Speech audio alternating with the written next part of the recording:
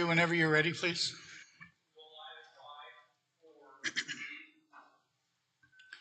Well, afternoon, everyone, and welcome to a special meeting of the Brant County Council on February the 1st.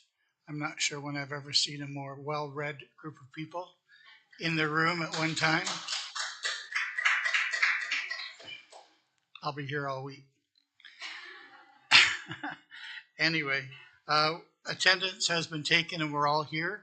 You have everyone in council chambers, and you have Councillor Pierce and Councillor Howes and Councillor McAlpine on screen. So we have a full council from all over the place. First thing on my agenda is the approval of the agenda, the way it stands, and being a special meeting, there's nothing that can be added to the agenda, so I'm looking for a mover. Councillor Oakley seeking a seconder, Councillor Kyle. All those in favor? Approved. Which takes us to number 3 on the agenda, which is the declaration of pecuniary interest. There shouldn't be any.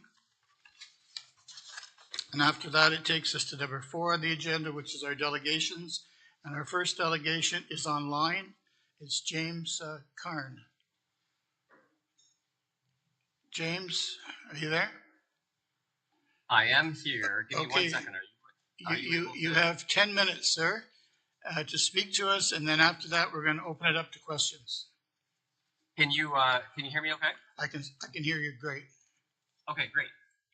So first of all, hi everybody. Thank you for having me and making time. I would have liked to be there in person. Excuse me, James, if you can speak just a little bit louder. Sure. There you go. I was saying that I would have liked to have been there in person. I'm sorry, but I have been sick and decided to stay and present this way. I live in Ward 3. I have 2 small kids. My name is James Krens. I'm involved in different arts and community groups in Brant County, and I'm a professor at Laurier Brantford, but of course I'm speaking today as an individual. And I'm here to urge you not to change course on the proposal that Council approved in June, so to vote against the motion. And I'll say more about that in a second, but I guess I wanted to start with a story that captures something about... Excuse me, Gary, we're going to have to not try it at our end and maybe just have James speak louder. We're having trouble between our system hearing and your voice, so you need to speak louder for us. Okay, I'm just going to see if there's any way that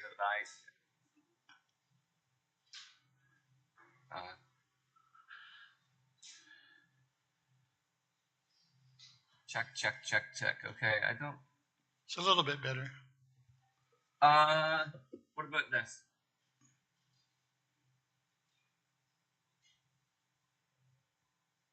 Say something. I have to set it up. Oh. What about now? Can you hear me now? It's better, I think. Is that better? Yes, sir. Okay, so shall I start again? No, you're okay. Continue. Okay. You know what? Sorry, I don't think that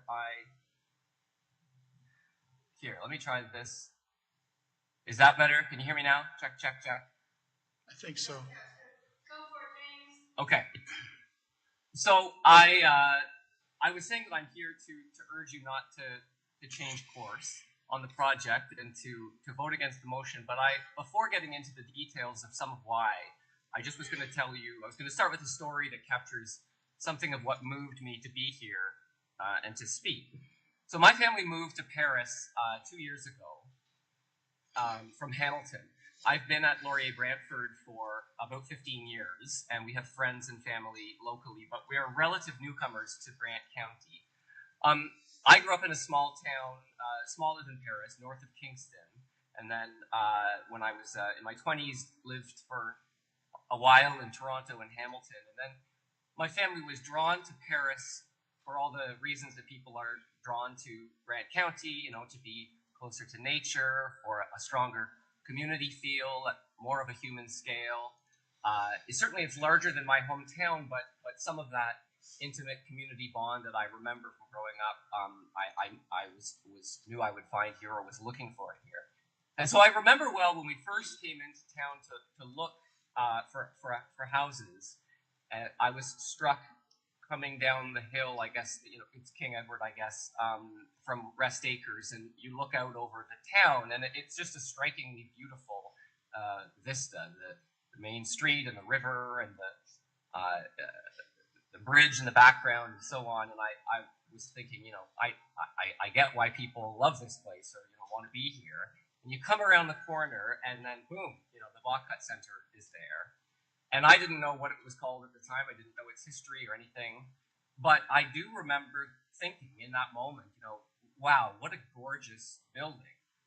It's a shame it's boarded up. I wonder if it could become something different one day, or if it's destined to fall apart. I know these things are always difficult in these times. And then we made the left turn and into town, and that was that. Well, we bought the house. We love our neighbors. We joined the arts communities and being close to the river and so on. And then what did I learn not long after that? And I really do remember the first time that I had heard the news that the Bobcat Center is being turned into a library and performance space. And my first reaction upon hearing that was really to say, wow, I mean, what an incredible set of councillors, what an amazing visionary decision that this has been made. Appreciation for heritage, public services, extending the commercial sector of town into the upper village, you know, opening up new opportunities for all these new people that are arriving, my family included, attracting new investment, blending the old and new. I mean, truly, this is a vision that I think the county is and ought to be proud of and to grow around. So I wanted to start by saying congratulations on this decision that the council has made. I think that the commitment approved in June is visionary, and I ought to have been here to say that to council or to reached out individually, you know, before now, but here I am. And as far as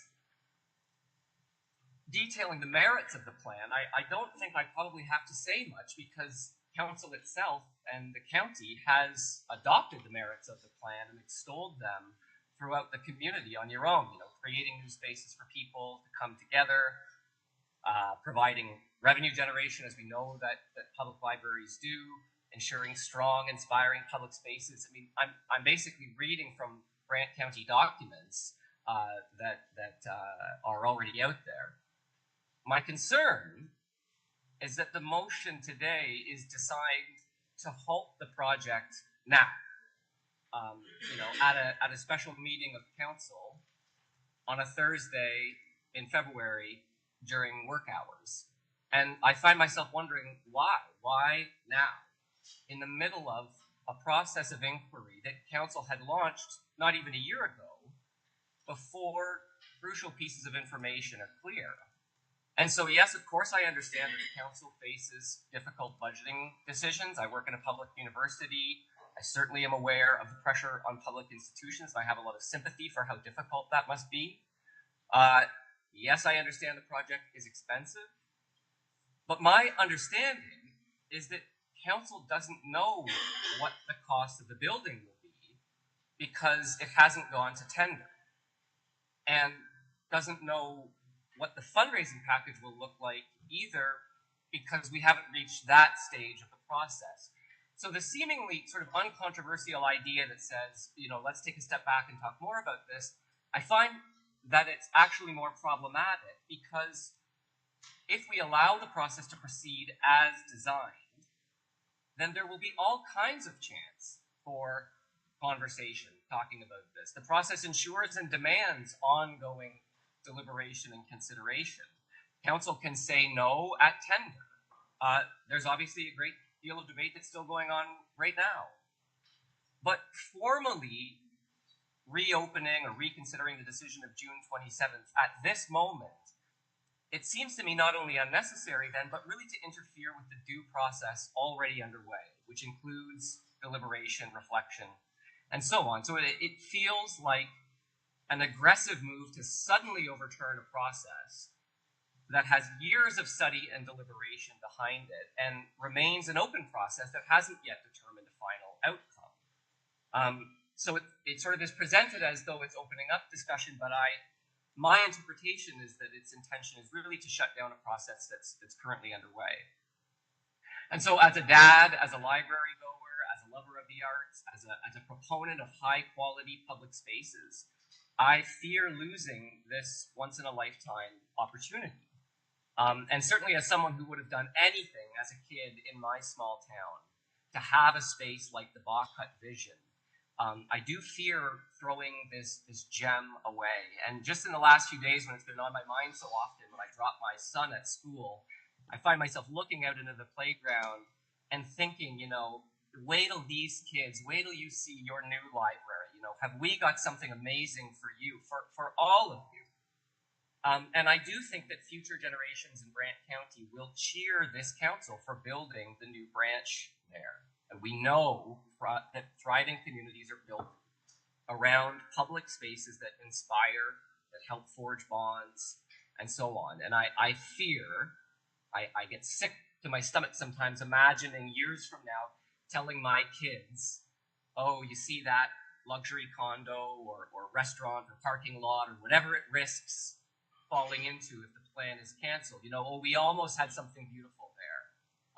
And so, again, part of why I'm motivated to be here. But the final point I'll make is this. As well as my concerns as an individual about the library itself, I, as someone who studies political culture and government for a living at the university, I am concerned also about the way that the motion strikes me as being, it's very irregular, as sort of an arbitrary intervention in a research-driven democratic decision that is in the middle of unfolding.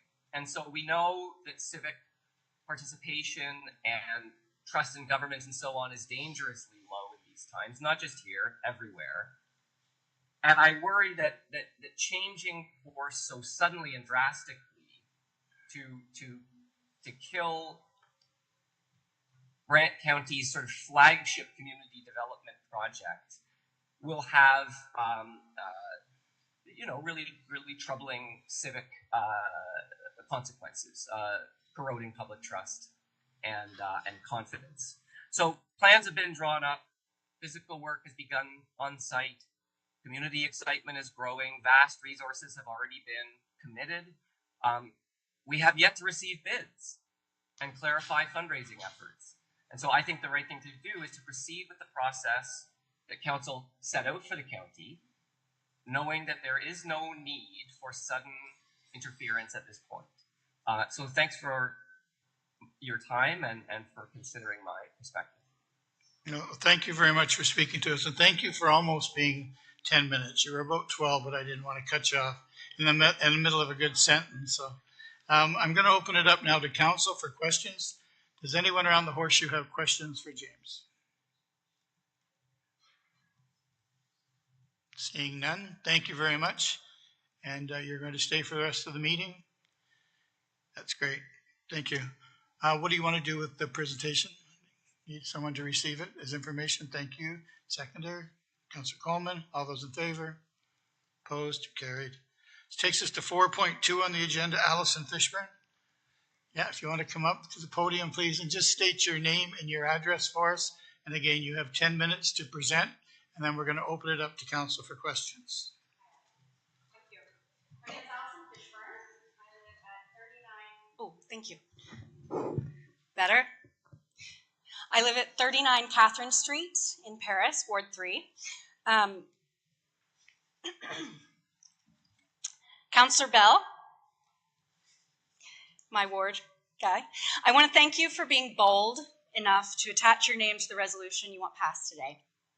I know you are not the only supporter of the resolution, so I thank you for taking on that role. I don't think you're on a rampage. It's obvious this is just politics. And I do think the resolution is flawed.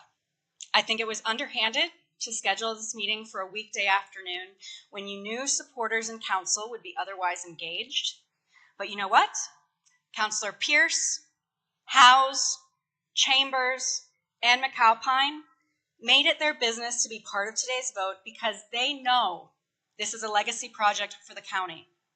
They know that the new library, owned by the county, owned by the people, will stand for the people long after any of us. They also recognize the enormity of the gifting agreement and contractual obligations. The time for this level of pushback has long passed. So I question why we're having this discussion now. Councillor Garneau, Councillor Coleman have pointed out one of the major reasons for reconsideration is the financial demands of the Brantford Hospital renovation. The hospital renovation was announced by Doug Ford in March 2022. The hospital renovation was announced by Doug Ford in March 2022. If the hospital was an issue for Brant County, it would have been raised as a serious concern when the library project was approved in June 2023. Why is it now coming up as a top priority fiscal concern for Brant County? Perhaps the mayor of Brantford needed a little help with their sports complex. Mayor Bailey, maybe we should talk about that. What are the benefits of turning this project over to a developer? The short-term benefits are clear. It's cheaper. It's less administrative work. And it looks good in the next election. The long-term implications, though, the loss of future equity in the property, loss of ultimate control over the strategy and building experience, and the significant long-term implications of the taxpayers becoming a leaseholder in perpetuity. The long-term implication of all of us becoming leaseholders in perpetuity. Why are you so willing to give up this ownership? We know you're for the library, but we speak for the community. Locally, this project gives ownership of a historic landmark and cultural epicenter, the value of which cannot be understated. Skystone Media CEO Linda Schuler had the foresight in 2015 when the gifting agreement was drawn up with the corporation of the County of Brant to bestow this historic property to the community, not a developer. And we all miss Kentucky Fried Chicken. Love that chicken. The argument that it's only for Paris, or why Paris? One, why not Paris? And two, why not the fastest growing, most densely populated community in Brant County? This delegation is here to shine a light on you trying to slip the resolution in under the wire and outside of public scrutiny. Shame on you. Shame on you. Everything you do should be transparent, proactively made public knowledge. That's the job of a politician. To represent and be forthright. Your whole position should be under public scrutiny. That's the hard part. Being the face. To have your votes on record, which I know passed this morning. Thank you. To allow yourselves to be held accountable for every action you take on our behalf. That's what you signed up for. So if this resolution is such a benefit for the community, why are you slipping it in? And if the idea is to ultimately wash your hands of this project and turn it over to developers, Mayor Bailey, this reeks of Doug Ford and the Greenbelt. And I don't think I have to push that any further. And while this council is voicing the threat of increased property taxes as argument against community projects like this, they are also simultaneously offering 35% tax breaks for commercial vacant and excess land and industrial vacant and excess land to people and private interests who can afford it. I support having a construction project manager who knows restoration projects, knows how to coordinate phases with contractors and trade, who has the backbone and expertise to monitor the budget and push for it not to balloon. I also support you trusting the library's leadership and the library board to do the jobs they are appointed for. Empower them. Empower them instead of putting roadblock after roadblock after roadblock for this project. Let the library fully engage with the county to continue getting the community engaged and excited. Look at this room. Hallelujah. We want the opportunity to support the realization of this project. I can answer any questions you got. Let's go. Well, first of all, I'd like to thank you for speaking.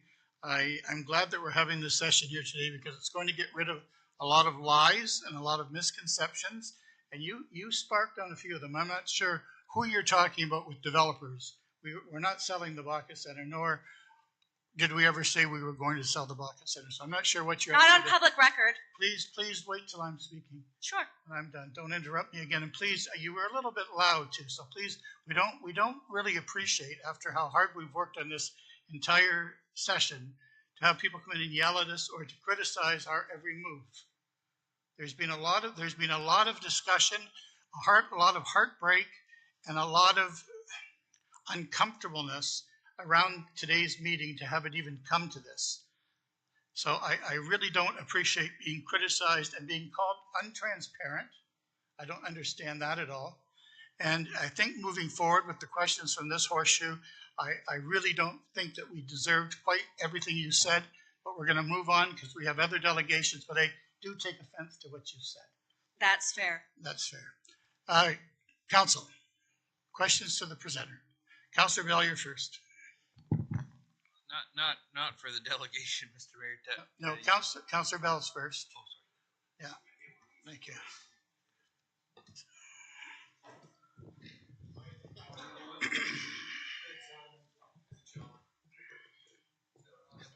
Hi. Well, yeah. Allison, what's not transparent about our process? Well, I learned about this resolution because I got a text from someone that they had heard that this resolution was even happening. So I went on the website, which you yourself agree is not that easy to navigate. And I found the resolution, and I went, wait a second. I was at the open house last year where all of us saw renderings and architectural drawings. And the architect was there. And the library was there. The library board was there. Some of you were there. So the expectation was, and you know what? I'm a performer, so maybe I just don't use it. I was there. You have to. So I saw. Excuse me. You have to use that so people watching today can So hear. I saw. Excuse me. The excitement. Use the microphone, please, so that people watching today can hear you. I saw the excitement, John. I was excited. I asked, what does the capital fundraising look like? How can we be involved? How can we make this happen? I immediately was talking to the owner of the building on the corner, down the street from the Bacchus Center. Hey, could we support the library by doing a fundraiser in your space? Yeah, no problem. I wouldn't charge. Yeah, let's raise money. We just haven't had the chance to do that. The excitement and the energy was so high. That was the time. That was the time. You had all of us captivated. Sorry, that doesn't answer my question about lack of transparency, I'm afraid. Why? Under the wire. I know you are only obligated for a 48-hour turnaround. But you gave this community less than 48 hours of knowing it was there for us to do this. And there wasn't any delegation as of Tuesday night. And you have 7. And you have this room packed. Yep. Let me ask another question. What's the implication of being a leaseholder as opposed to the owner of the property? Would you rephrase that, please? What's the implication? You said it was a negative implication of being a leaseholder rather than the owner of the property. Can you explain that to me? I sure can. So, if this building, which I can send an article, why the hell would libraries be privatized? published in a book. It's not just a rant. Having all of us on the hook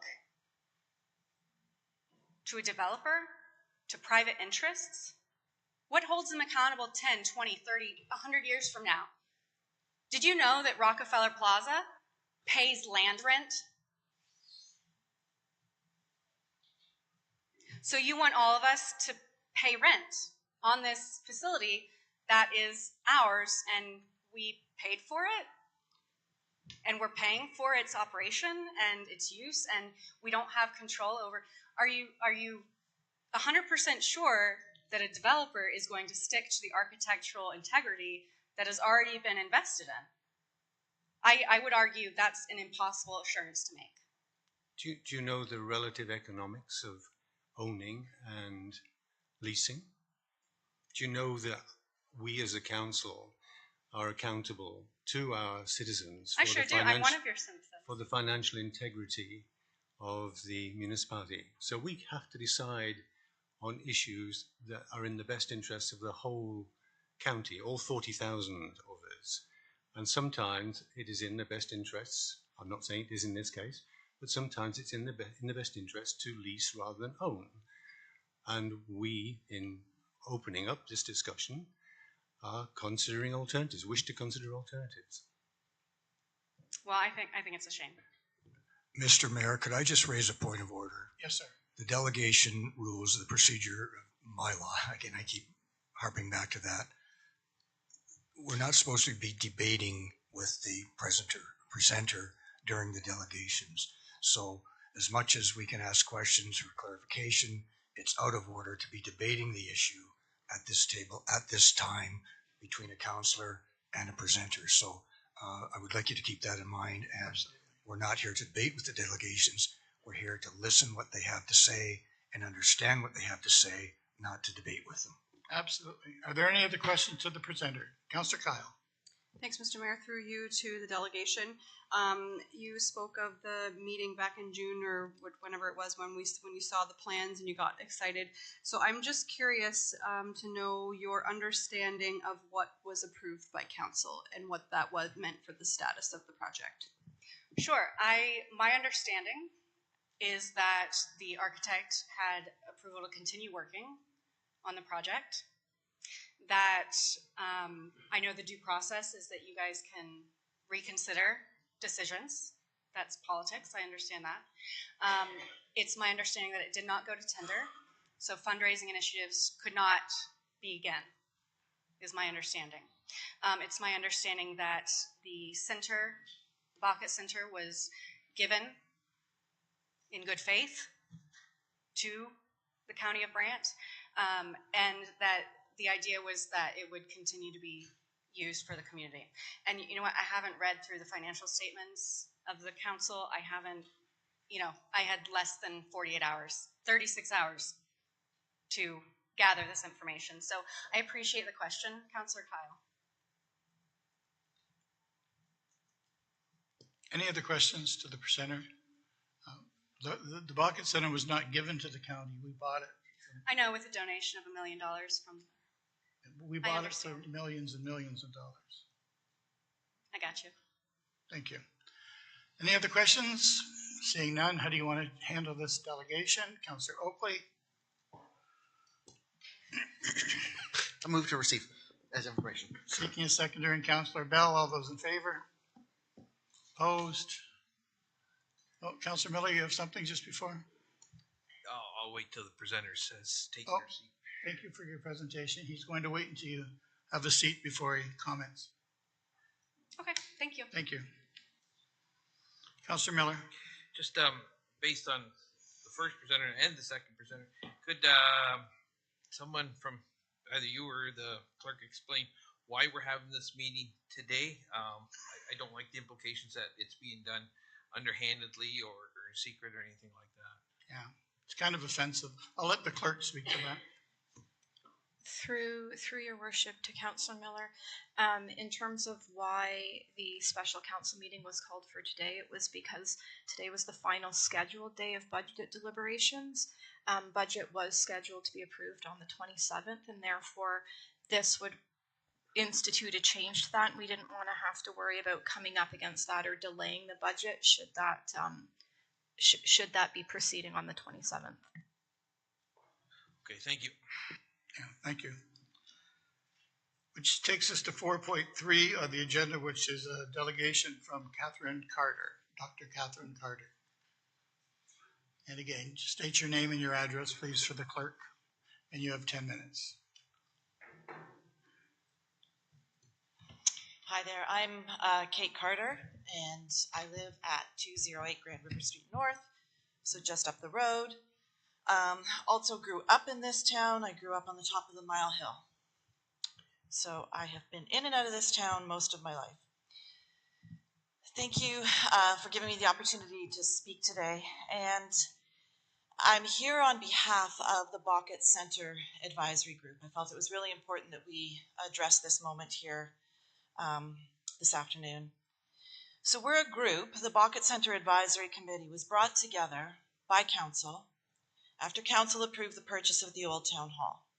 And that was 2016, and that was right after Linda Schuyler had donated $1 million towards the purchase of the building. That was before there was talk of a library project. So this has gone on for a while. I've been directly involved as the chair of that committee for 8 years, but my involvement stretches back longer than that. There are people in this room who have been passionate advocates for the building for much, much longer. All of us have seen many obstacles, taken part in many difficult conversations, including the one about whether or not the county should be the owner of that building. We were all present for that discussion. It was a difficult discussion. And I think that the council at that time was brave and had foresight to think about what kind of building that could be if it was publicly owned. We also saw a few celebratory moments, like when we received the heritage designation on the building, or when Mayor Bailey stood beside me to receive money for the building from the Cowan family. So, Councillor Bell, I've been really privileged to work with you before on community projects. We sat together on the St. James Anglican Church board together. I was impressed then with your business acumen, and I know that it's not just you, but that you're presenting today and giving the motion on behalf of many people who are concerned as you are about budgetary pressures. And I've handled budgets of tens of millions in my administrative roles at the university, and I know that you've been accustomed to handling much bigger projects and budgets. Like you, and like those of you who are on the council who are concerned about fiscal matters, I'm very strongly swayed by practical and realistic solutions to problems. And I believe you when you say that this motion is responding to fiscal pressures and that you're trying to act in the best interests of the county. I really believe that. But to halt discussion at this point on this particular project, I do not think is in the best interests going forward for this county.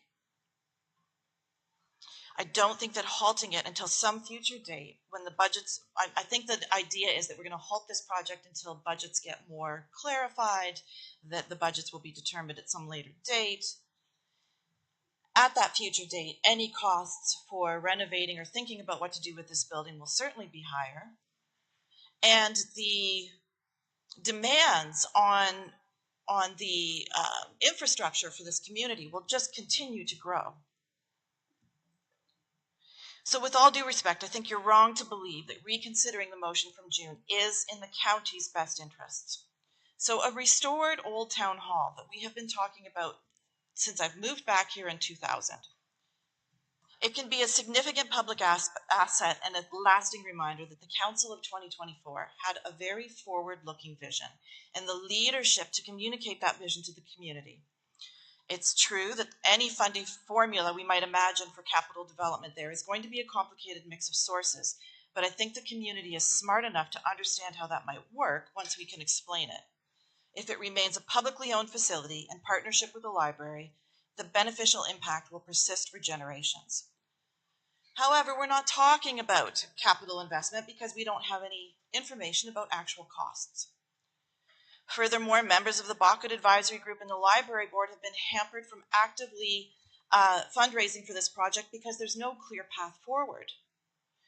The motion today signals another step backwards away from clarity about the will of the council, and away from any clarity that might help anyone, council or community members, make informed decisions about what are correct next steps. Proceeding to the tender process, in fact, will give the council the information that is needed to make an informed decision about this project. And I understand that the motion today is predicated on the desire for further discussion. So it's not clear to me what is reasonably being discussed before we have information. If given the chance, I will argue that it's in the county's best interest to retain the old town hall as a public asset. A space open to anyone, regardless of their ability to buy things, in order to enjoy a space that was a public institution from its inception in 1853. I will argue that the future prosperity of downtown Paris relies on increased density of businesses and dwellings to ensure year-round prosperity. And a public space, like a library connected to a bucket center, would be an excellent draw to Upper Town, extending the reach and attractiveness of the downtown core within a walkable distance.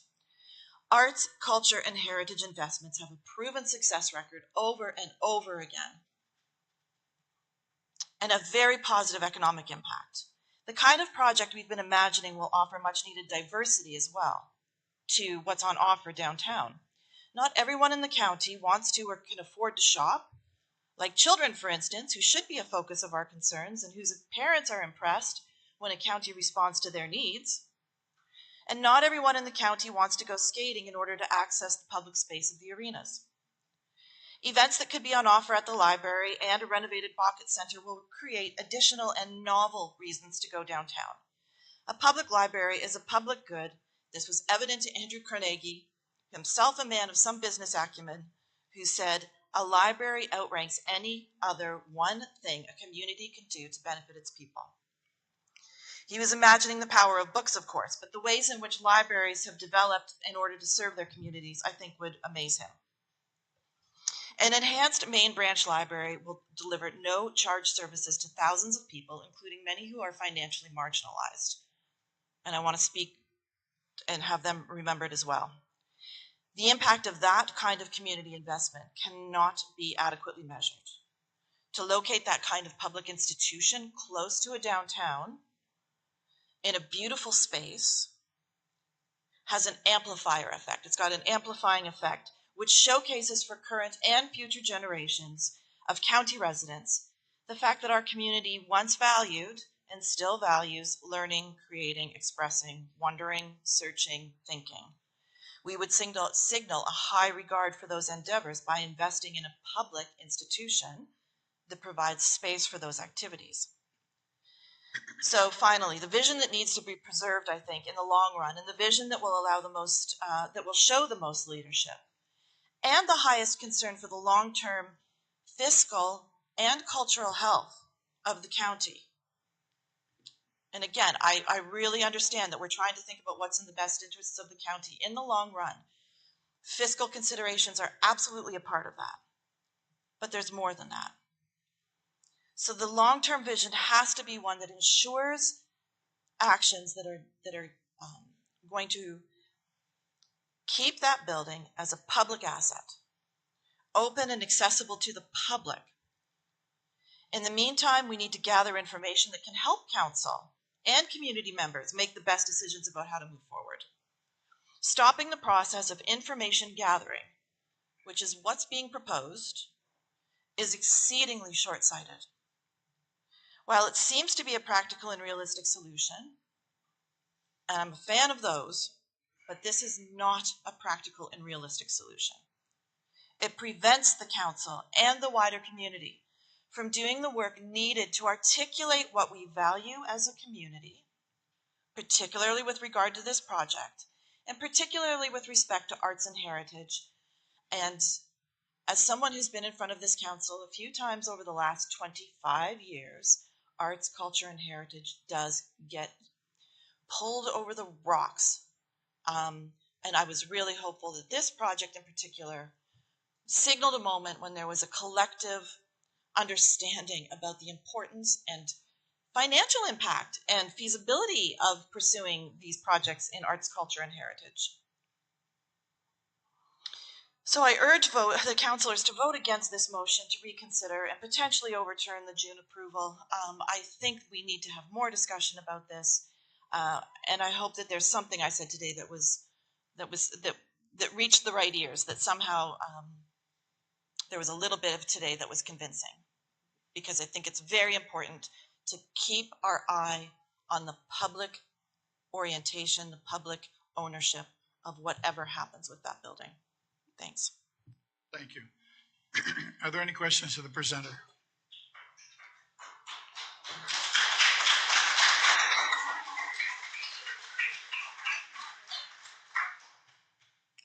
I forgot to say that there's no applause or whistling. This is not a sporting event. No, but I'm just telling you the rules of the chamber, and it isn't like a football field at all. Councillor Bell. Yeah, thank you, Smith. Kate, thank you for your presentation. Do you have any doubt in your mind as to whether the county council want to have a new library? Well, I think that that's really not the issue that I was trying to address in my comments. I think that there are many ways that the council could imagine tackling the library project. I think, sure, there's all sorts of different possibilities that would be on the table insofar, as you want to follow that discussion about the library. My concern is that there was momentum around the Bucket Center, the old town hall. The library offered a really compelling vision for how we might make good use of that building. And if we throw the entire project in reverse, what we're going to do is also throw to the winds any hope of us knowing exactly what we're doing with the Bucket Center. And because we've lost that momentum then on the Bucket Center, it seems to me that there could be other alternatives that step forward at that moment. And some of those alternatives will not be interested in keeping the Bucket Center as a publicly facing space. There may be some really cool ideas out there about what you could do with that building. I'm sure there's lots of attractive ideas. There's ideas that I'm sure would appeal to me, sure, put cool things in there, put cool retail, cool restaurants. But it's unwise of this council to think about throwing out that kind of a public asset. So the short-term gains will certainly be attractive. The short-term gains will be compelling. I'm asking people to think about the long term, about the value of keeping that stunning building as a public asset open to everyone. If it makes the most sense to do that with the library, and we've had, I don't even know how many years of discussion about putting it together with the library, which has involved, many man hours of making sure that was a right decision. That seems like a great solution. So why are we reversing engines? So your question about, do I doubt that the county wants a library? I'm sure that the county does want a library. It's a matter of where and what are we doing with our public assets. Thank you. Councillor Bell, there's a voice in my ear telling me that you have to speak a little bit louder into your microphone. They're not hearing you. There you go. Any other questions to the presenter? Seeing none, thank you. If I can get a motion to receive, thank you, Councillor Coleman. I need a seconder. Councillor Miller, all those in favor? Thank you. 4.4 on the agenda is Carol Richie.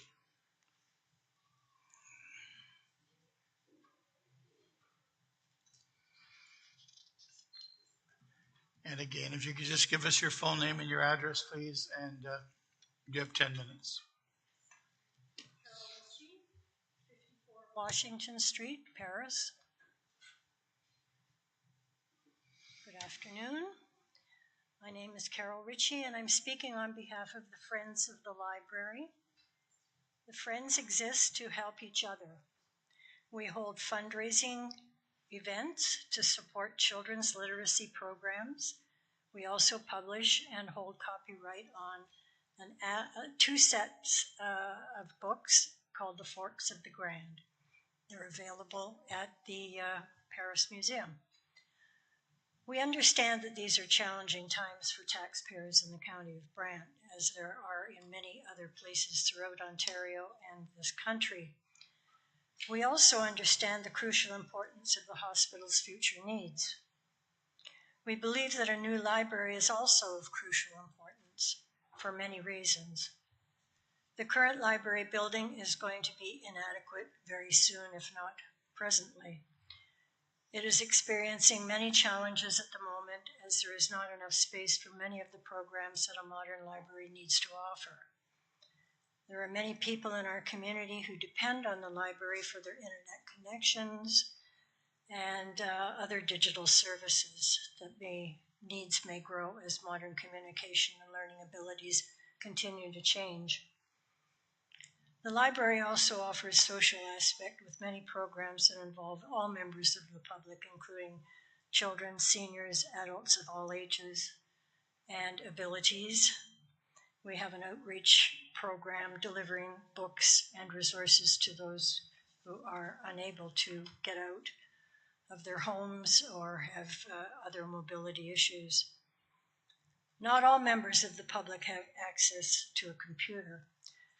The expertise of the library staff offers many members of the public and is very crucial. It is also a welcoming space for many different levels of society. People come to the library, and there's one example that I'd like to cite.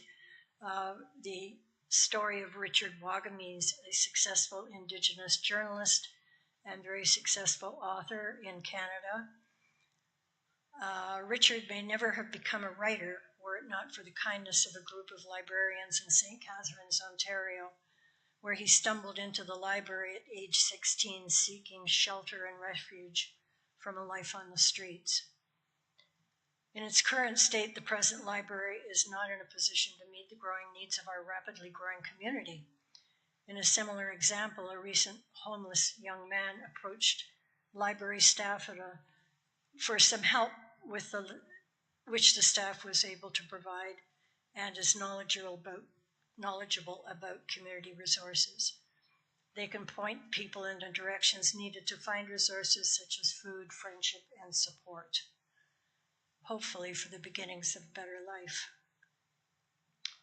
We should see this kind of support being offered by the library as important.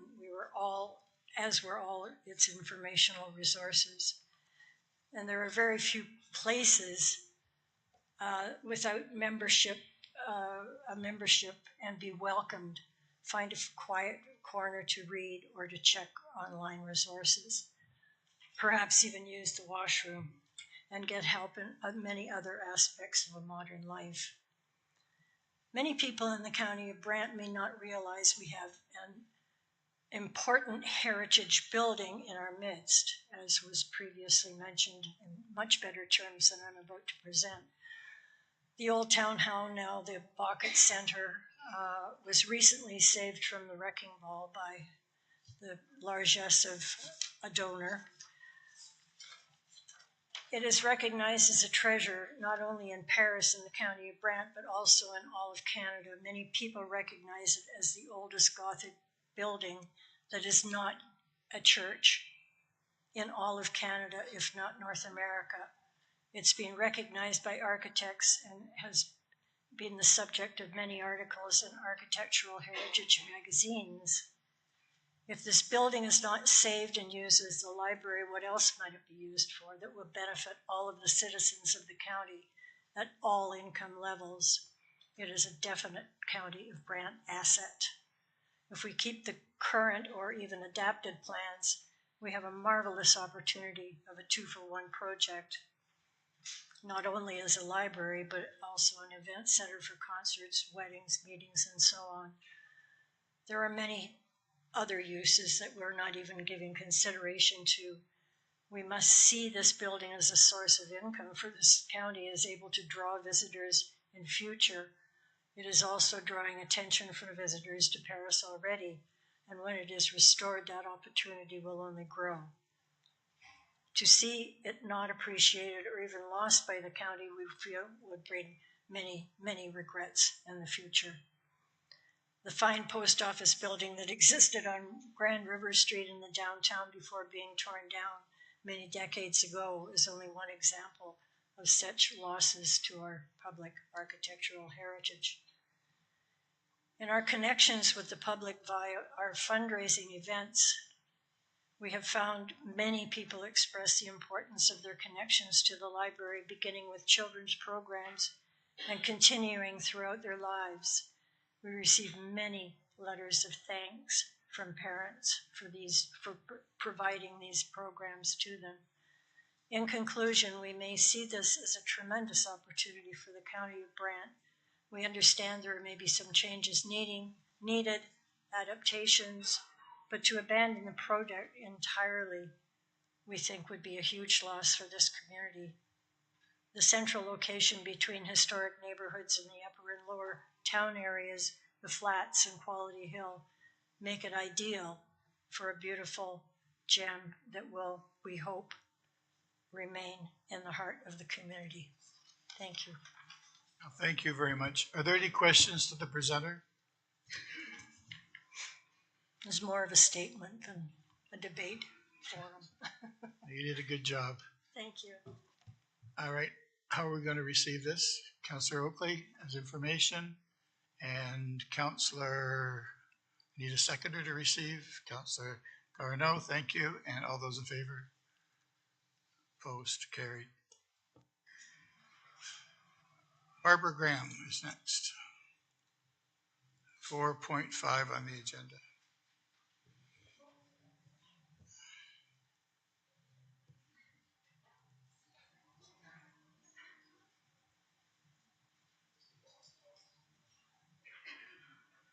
And again, if you'd like to state your name, please, and your address for the clerk, you have 10 minutes. My name's Barbara Graham. I live at 78 Simcoe Street in Scotland. I've just stated my name is Barbara Graham, and I'm one of the daughters of Jack and Joyce Bockett. I live actually in Scotland now. I grew up in Paris, so I'm very familiar with the library as a kid and all that. I moved out of Paris 39 years ago to Scotland because Paris was becoming too big for me. And I've always lived, but we've lived in Brant County in Scotland for the last 39 years. I also, and a lot of people don't know this, when I moved to Scotland, I was president of the Friends of the Scotland Library for over a decade. So I also have a tie to libraries in the county as well. Our family donated, in 2015, our family donated to the Bockett Center as a tribute to our father and mother's legacy within this community. It recognizes their long-standing public service to Brant County and their ongoing commitment to this community. Before my dad passed away, he and my mother were presented with the potential of the joint venture between the Bockett Center and the Brant County Library. They were both really excited about this joint venture. It would be a project that would enable the construction of a facility to be accessible to every citizen of Brant County. This is a project where a beautifully restored heritage building will be able to be enjoyed and admired daily by all, not just by a rental by a few people. This is a project that respects the rich architectural history of our county and looks to the future with a modern vision. It proposes an environment that supports digital literacy, community interaction, and countless other opportunities. This is a project that links the past with the future. My family and I are proud and 100% committed to the successful completion of this project in honor of our dad. Thank you. That's all I have to say. Thank you very much. Are there any questions to the delegation? Pardon me? Seeing none. Well, I'd like to take this time to thank, I've got Councillor Chambers first. I do have one question through you to the presenter, and I talked to Barb just before the meeting started.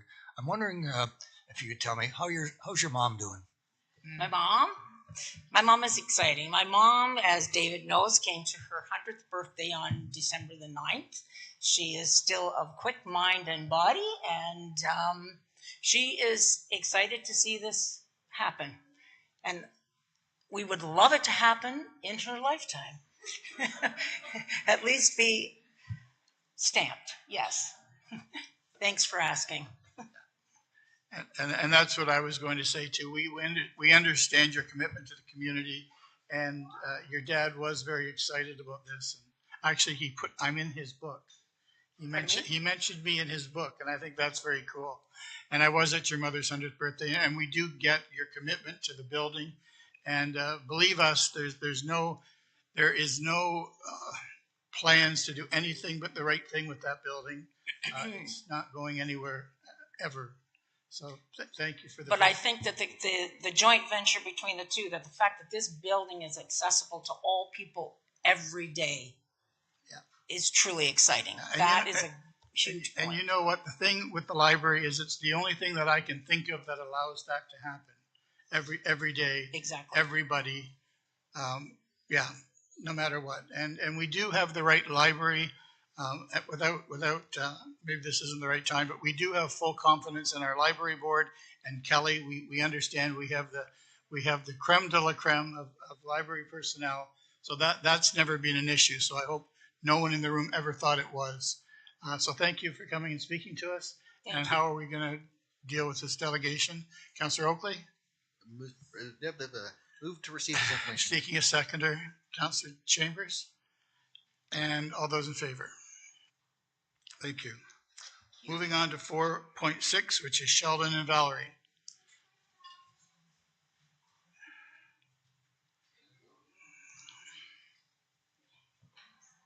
And if you'd like to just state your names and your address, please, for the clerk.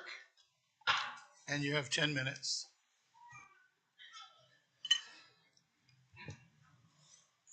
Fantastic. My name is Valerie Stonegreck, and I presently reside at 33 Spruce Street here in Paris in Ward 2. And I'm Sheldon Greck.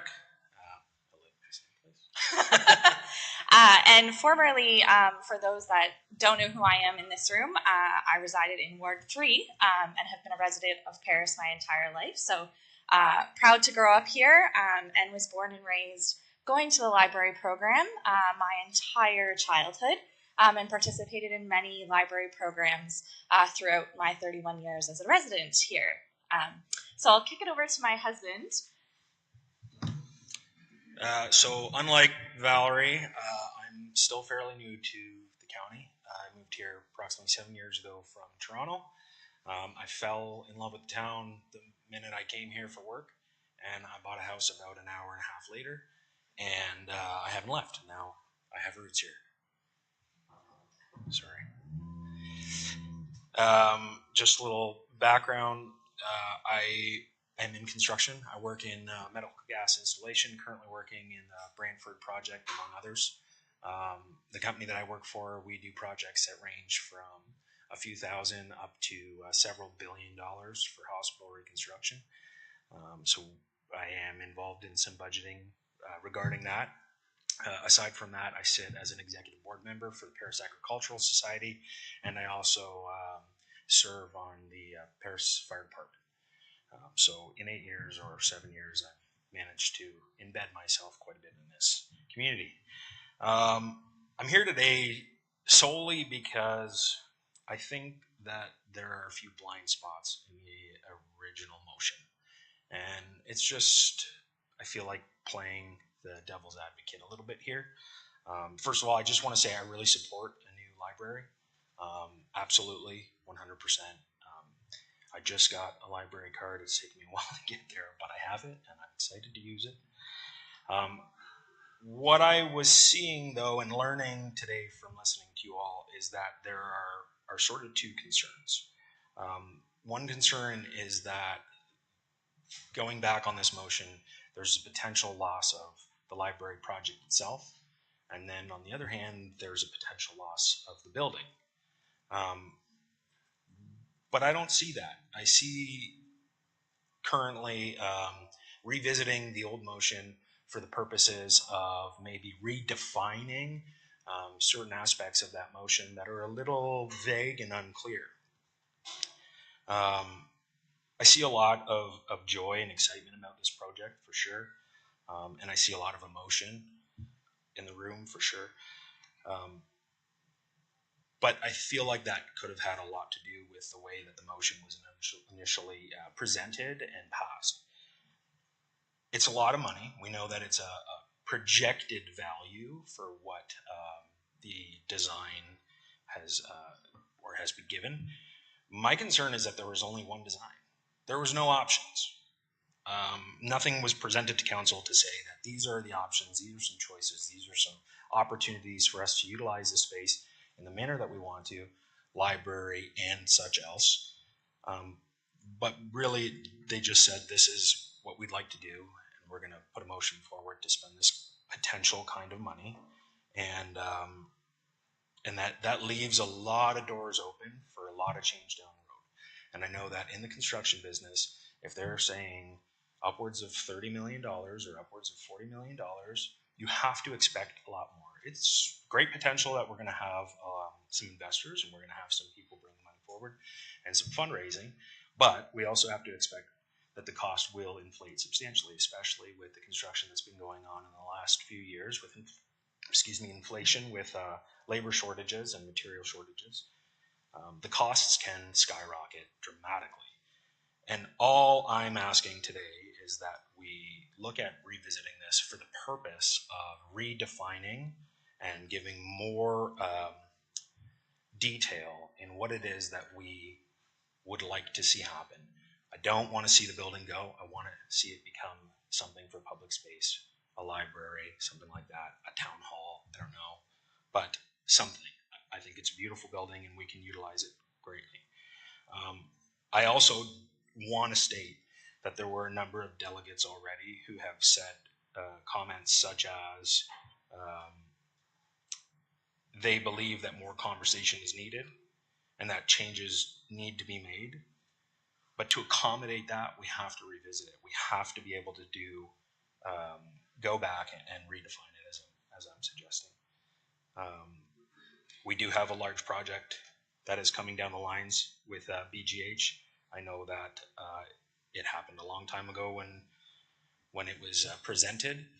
That project has evolved greatly. It went from a single tower to now discussing a potential brand new facility, which is going to dramatically increase the costs for the county. That is something we have to look forward to. Yeah, I think that might be it. I'll hand it over to Valerie right now. Thank you. So I think from everyone who's in this room has a special interest for our library, us included. And I think one of the big key opportunities is Councillor Bell's motion is to vote in favor of that motion to do our financial due diligence. There's an immense amount of opportunity for us to have our new library. We're in favor of that as well. And I think, and I can't speak for our entire council, but from trying to catch up on a few different proceedings, I think in concept, that's their intent too. In all of our public meetings, that's the intent.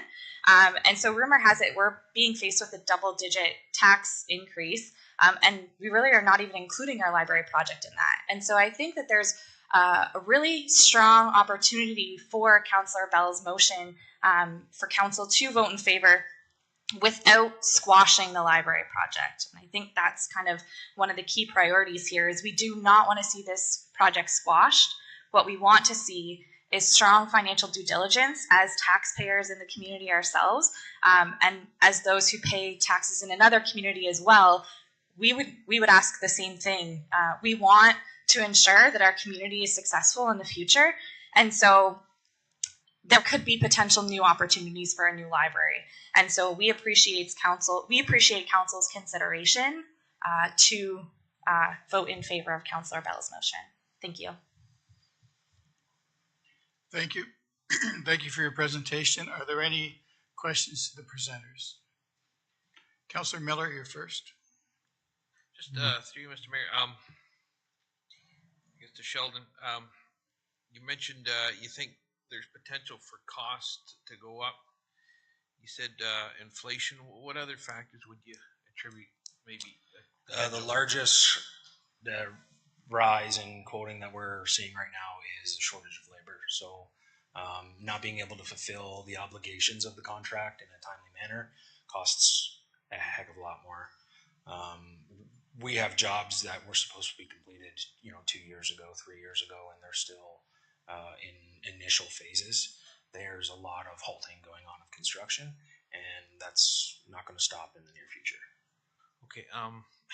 Do you see any do you see any issues with maybe the age of the building contributing to maybe some costs we don't know about? I have not worked in historic buildings, so I wouldn't have an accurate vision of how that would look, but I would imagine there are a number of concerns that come with a building of that age, especially regarding the historic nature of it. You have to follow, obviously, certain guidelines. Okay. I appreciate the answer. Any other questions to the presenter? Well, thank you. Thank you for your time. Thank you. Looking for a motion to receive the presentation. Councillor Garneau, Councillor Kyle, all those in favor? Opposed? Carried. Which takes us to number 4.7, Fred and Marilyn from the Library Board.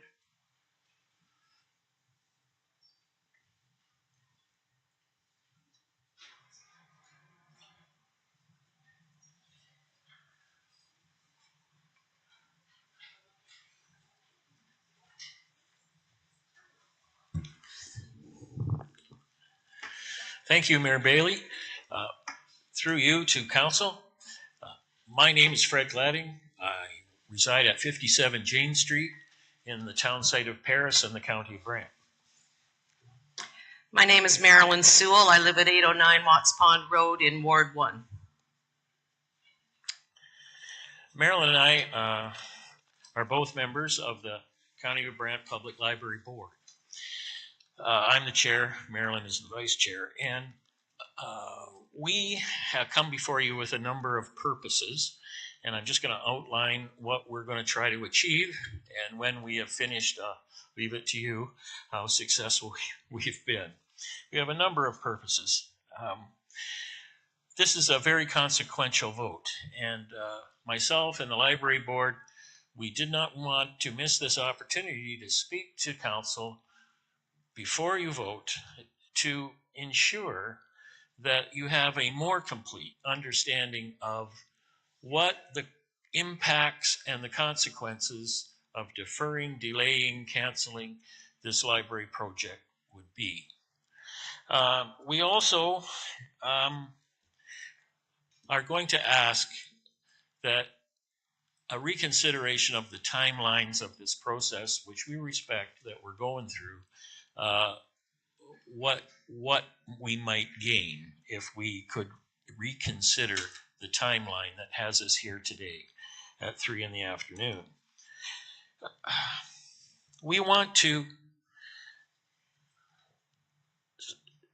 our purpose too is to show our commitment to council of our intention as a board, regardless of how this turns out, to be your trusted, transparent partner in moving forward. For all the folks who are here in the community and those beyond, I just want you to understand that the library board knows that none of us of what we want will be accomplished without this council at our side supporting us as a partner. And we want the council to know that the library board is absolutely committed to that, and nothing will change regardless of what happens today. The other thing that Marilyn and I would like to do is express our appreciation to the staff that works for us as the public library team. So I'll begin with that consequential impact part.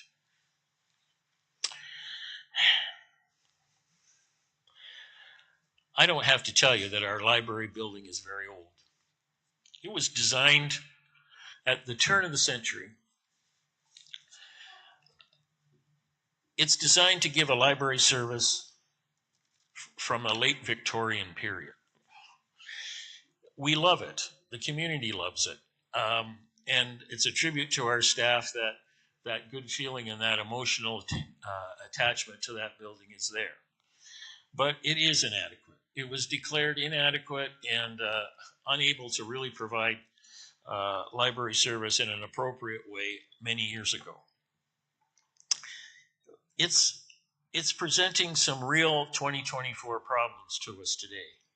Our CEO reports to me that the telephone and IT network systems in the building are at the end of their life. And our website and all of our online services that we provide totally depend on that. We're looking at a dilemma here. Do we rebuild that infrastructure, at 12 William Street and spend that money on that in there? So these are the kinds of decisions that are before us, and they're financial decisions. Are we going to get value if we spend our money that way?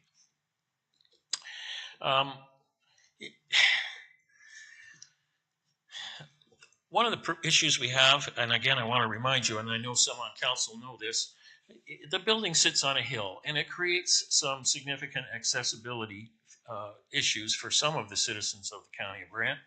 And we have an obligation, and we are committed to keeping our building accessible. Renovations, restorations might do something to improve it a little, but we could spend a lot of money and not really achieve our accessibility goals on that site. And the delay and deferrals and deflections that prevent us from addressing those concerns are becoming more and more urgent. I have come before council before trying my best to describe what 21st century library service looks like. And it's different. In 1903, people did come to the library, stay for about 15 minutes, pick out a couple of books and leave. That's not how people use the library today. They have many more expectations, and they have many more demands for programming and other things.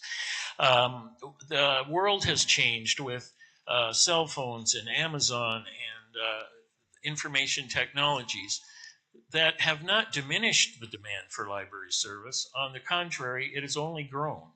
But our library staff and with their talent have been dynamic and repurposed our mission in some respects to respond to those demands, and they've done it well. In this chamber today, we've heard stories, personal stories about library filling the gap and being the safe place and the trusted place for people to get services. Lately, in this past year, there have been a number of articles in Walrus Magazine and other places outlining how public libraries are filling the gap in communities for community services that have not yet been organized or put together by anybody else. These are the mental health challenges, the housing challenges, the trying to find educational opportunities or housing, resettlement, and new Canadian issues. People know one place that they know they can get accurate information, a place that's safe, a place that's accessible, a place that's free, and that's your public library. And that's why library service is essential, and it's not a discretionary thing. So, the time has come. The time has come for a new library. Further delay, further deflection is harder and harder for us to serve. This is a fast growing town, and when the town is growing this quickly and the library can't, then the library is indeed shrinking. Our ability to reach everyone in the town site of Paris, to be accessible for them, to be able to make a difference for them, is diminished by the fact there's more people and we have the same space we had in 1903. So I'm going to call on Marilyn now to flesh out a question I think that's already been asked this afternoon. Marilyn? Thank you, Fred.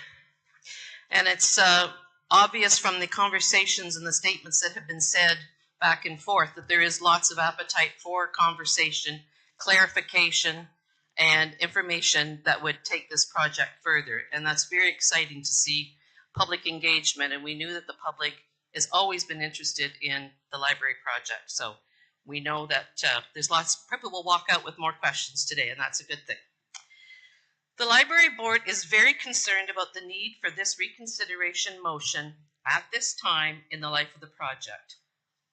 As has been mentioned several times before, canceling before going to tender deprives council of having the most accurate and detailed financial information and timelines available. There will be lots of time for consultation. Final detailed design is yet another opportunity to find savings. The construction manager and the entire team that has already been hired have found cost savings as they work. You may not be aware, but the team that is on this project has architectural experts, of course, has heritage aspects, has theater aspects, has environmental restoration aspects, has public librarian interest and expertise. This team comes to us with every single thing you could imagine as how to create and take the space that we have and create something that will do what we want it to do. So we've hired good people, and I think we need to let them finish their job. The funds to do this work were approved in the 2023 project to get the final details. Everyone acknowledged the final decision after the tendering process rests with council. That's never been a debate. The Joint Steering Committee, which involves the members of the Bucket Advisory Committee and the entire library board, were given the job by council to design the project. And there have been many back and forth conversations. And you should know, if you don't know, that there are a number of council members sitting on that Joint Steering Committee. While the work to find a location for a modern library began in 2016, we acknowledge that this particular location, in partnership with the Bucket Center, came to the library board at the request from the CAO of the county in 2021. We were eager to explore the possibilities of this idea and have been gratified by the positive community support of this concept. This site concept were approved by council unanimously. This library board and staff, and library boards and staff before us, have done their best job and invested significant time and money to create a library system that will serve us into the future for generations to come. Canceling the project at this time, before all the information is available, is, in our view, not the best path to take.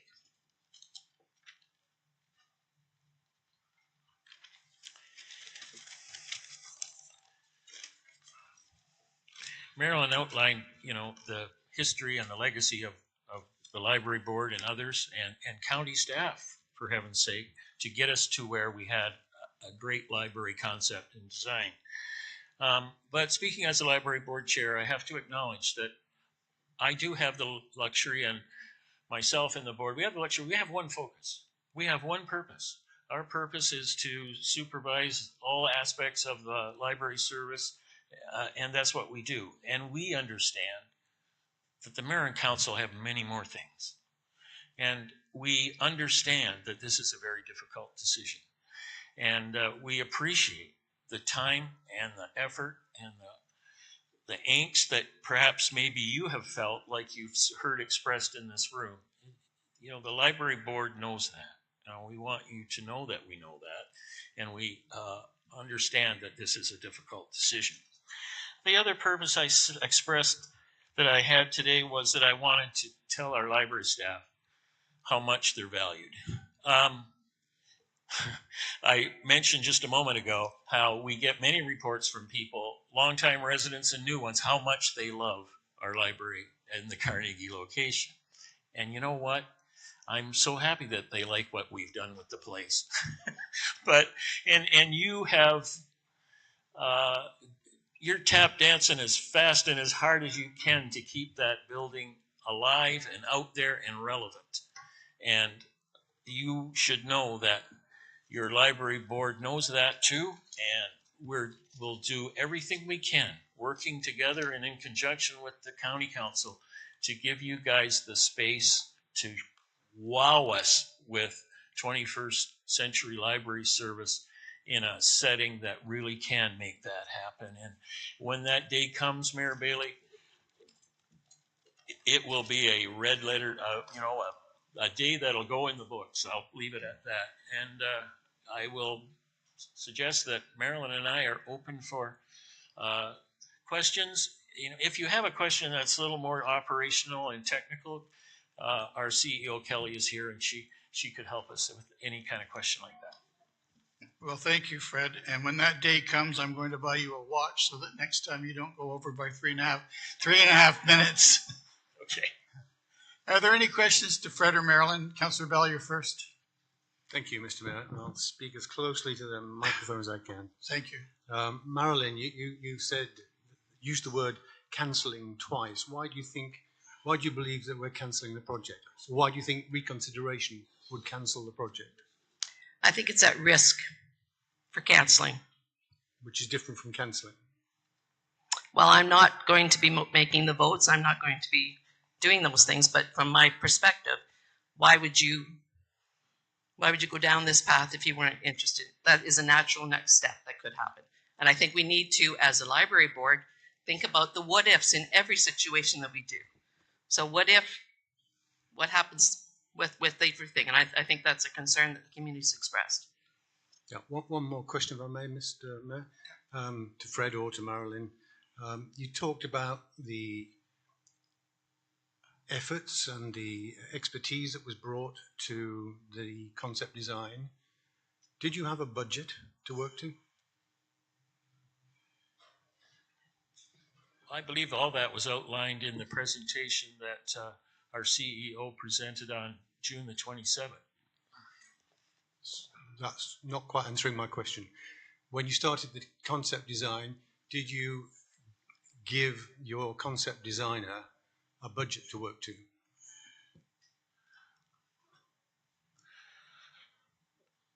It's my understanding that yes, or we wouldn't have gotten a concept design. So, and what was that budget? I don't know. Do you have an answer, Kelly? I do know that the budget line that was presented on June 27th for fees and services came in under the budget amount that was there. Thank you. So through the mayor to Councillor Bell. Forgive me, Bell, you asked the question, correct? Okay. Through the lifespan of this project and its many iterations, there have been multiple cost estimates. So we went into design understanding what the costs were likely to be. We, like council, were very surprised last year when the initial cost came in much higher than we anticipated it to be, but we've been reassured, or we've worked constantly with the construction manager, whose sole job is to control costs on this project, the heritage architects, and the architecture firm itself to keep the cost as low as possible while still delivering a library that meets our needs. Final question. Did you offer council any alternatives? So the steering group was assigned by council, a previous council, to develop the design concept. That involved many public sessions as well, many sessions of the steering group, as you've heard them say.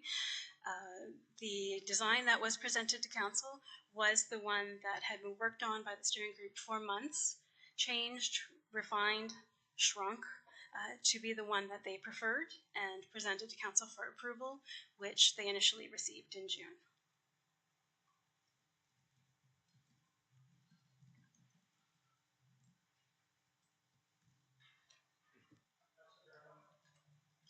Councillor Garneau, sorry.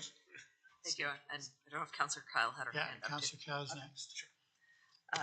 So Thank you to the delegation through the mayor to, we spoke of savings that have been identified through some of the steps that have already happened in the process. I'm wondering if you could elaborate on what those were, how you quantified them, and had today not happened, when that would be communicated to council, please.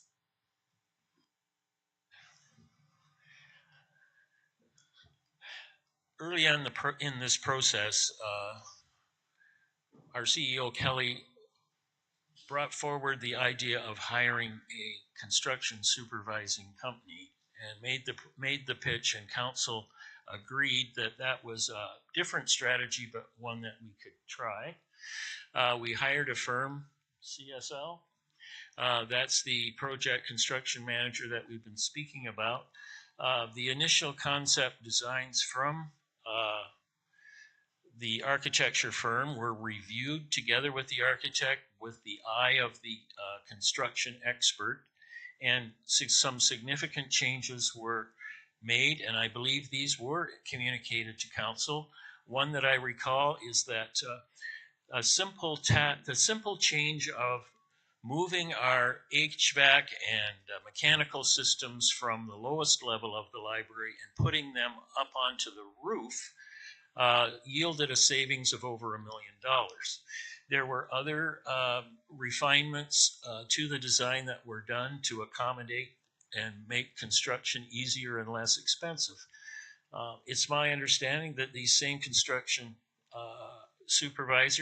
managers will continue with our process. We are now, if we are given the opportunity, going to go through the detailed design of the concept, and within that there is the opportunity to find even more savings and efficiencies without changing the scope and the mission of the building. This, of course, would come at a cost, but I do believe that the savings that could be found inside the design detail process might more than, or is at least match, the dollars that we need to invest to do that step. And if I overstated any of that, Kelly, I just wanted to double check with you. Did you get your answer, Councilor Garneau? Okay. I'll go with it. May I ask a follow-up? Yes, you sure can. Unrelated to our representatives of the library board, as they're really the ones who can speak on behalf of the library today. What did you understand the next steps to be if today's resolution passes? What do you think happens next?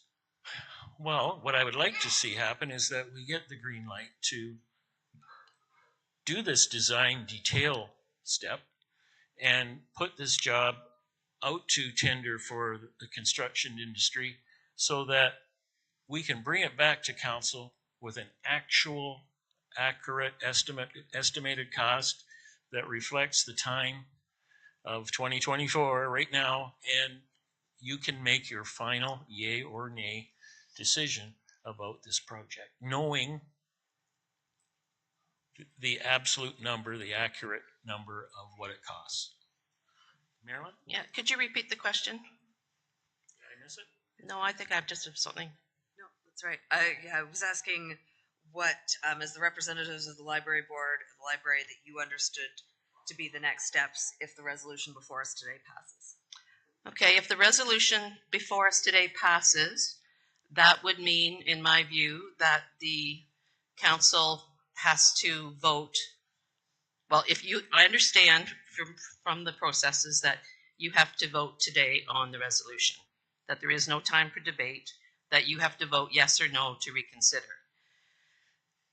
My understanding is we time travel back to June, and it's as if the last 6-8 months never happened.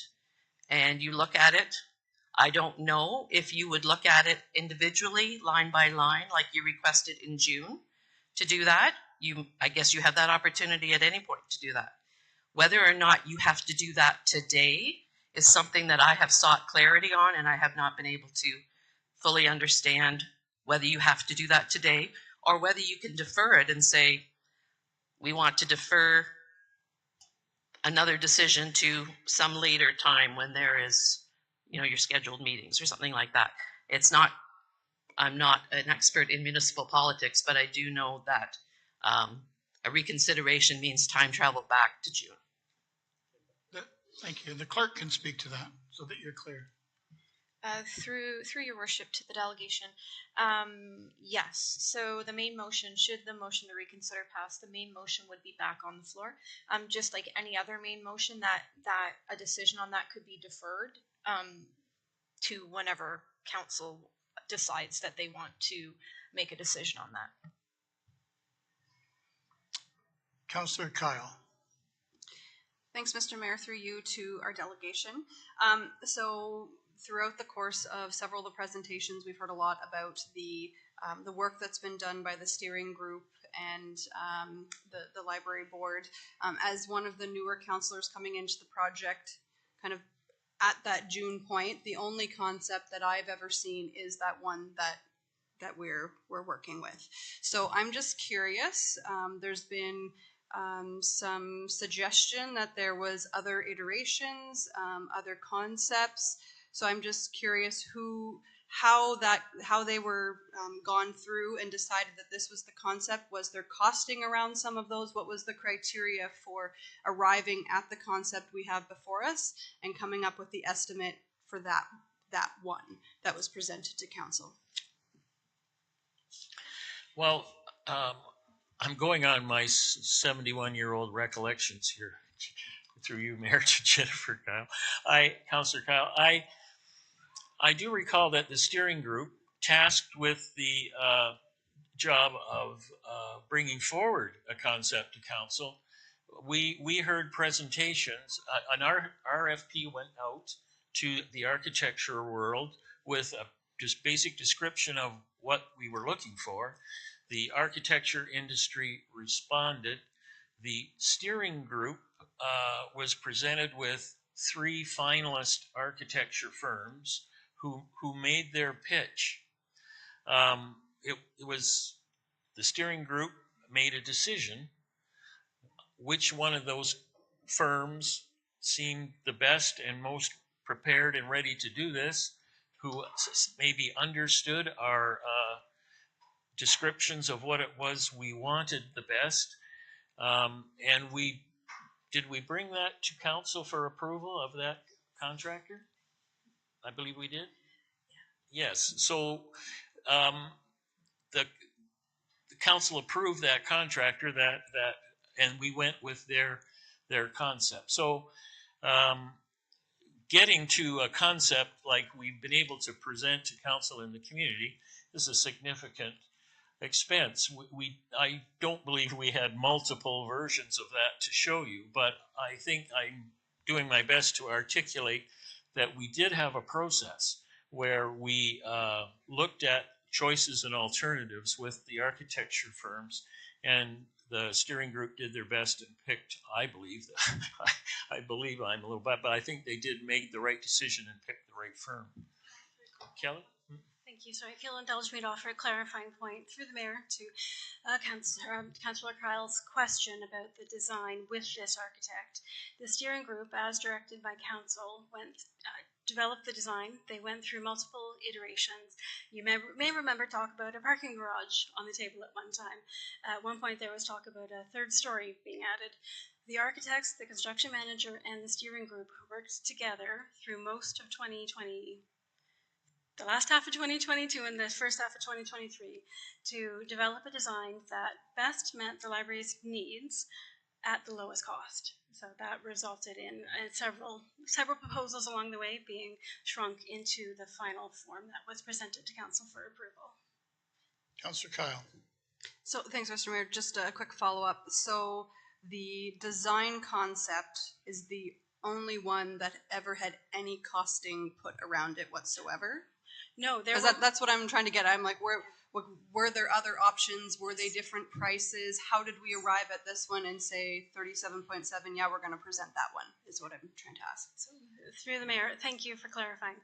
Every one of those possibilities that I've mentioned, the iterations along the way, had high-level costing, and that was presented.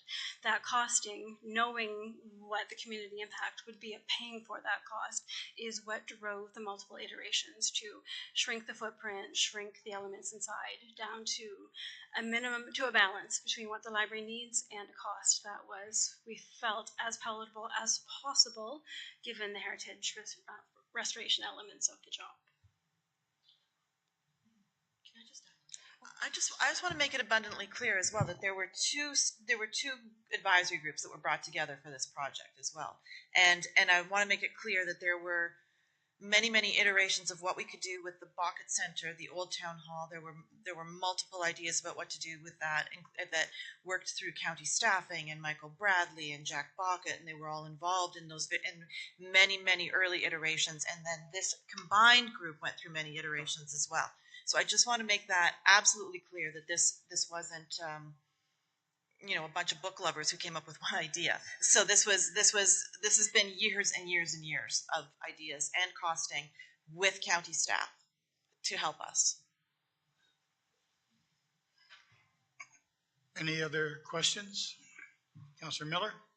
Just Fred and Marilyn, thank you for coming today, but I will say I'm a little disappointed with the comments because other people, maybe not so close to it, tell us how great the library system is. We got that. But this motion is not about canceling the project. It's not about not getting the new library. Everybody around here supports the new library. Fred, you should understand that. You've been on the board for a long time. You know council. You know we support it. I think that has to be corrected. We support a new library. We just want to do it in a fiscally responsible way. So I just wanted to correct that. Thank you. Thank you, Councillor Miller. I think that statement will be reassuring to the community, and I thank you for that. Are there any other questions to the delegation? Seeing none, thank you, Fred. Thank you, Mayor Bailey. Well,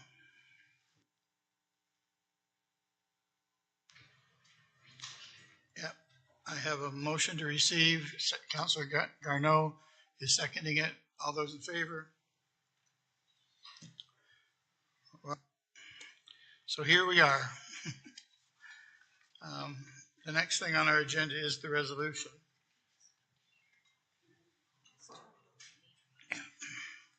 Yeah. The clerk wants it to be turned over to her for just 1 second.